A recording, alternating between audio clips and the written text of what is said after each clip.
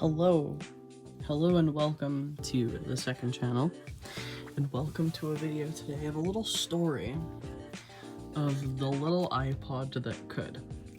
Now, if you're in my Discord server, you may be familiar with this iPod as I've been talking about it today, and I did say that I'd be making a video on it.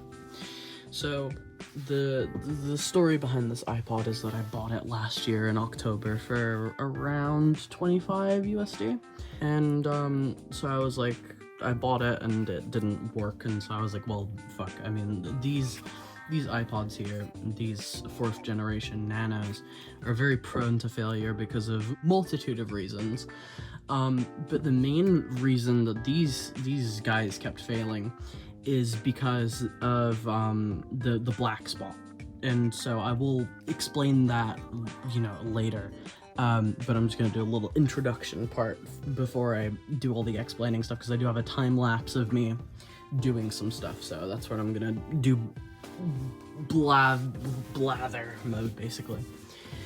So I said earlier today in my Discord server, because I restored this iPod because I just wanted to clean slate, and I didn't expect to see this menu after formatting it and restoring it, but I pointed it out on my server and I was like, hey, that's cool. And then I also saw and noticed that the iPod has a unique little icon within Windows, which is super cool. And so that kind of, I was like, oh, this is just cool. And so I started talking about it and things like that. And so we had like a conversation in my Discord server about it. But a little history lesson on this iPod is that I bought it, it didn't work, and I just kind of left it. But it never had any kind of like issues that weren't fixable. I knew that it had a battery issue, but I didn't really realize what the battery issue was.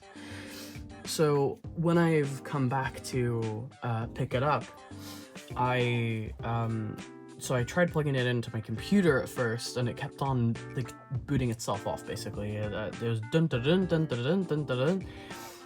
There was no like actually there was no like getting it to charge by my computer. So then I plugged it into the wall power. And what I noticed is that with wall power, it was just boot looping. It was boot looping. Apple logo, nothing. And so I was like, okay, this thing clearly has a battery issue. How do I go about fixing that?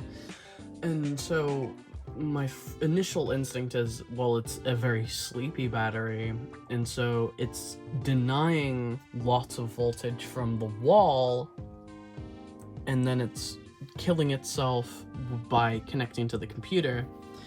And so the unlikely hero of my Nintendo Switch dock, I shit you not, was the way how I fixed this thing. And it was just because it was a low power outlet that wasn't just handing it tons of voltage. It was like a little mini computer. And so I was like, okay, sick. But half of the enjoyment of these iPods is the visual aspect.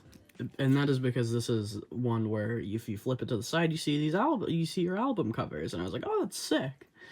So today I loaded this thing full of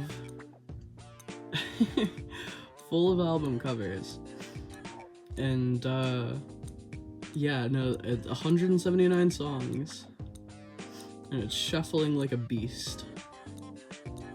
And I did this, and it took a really long time, but I did it.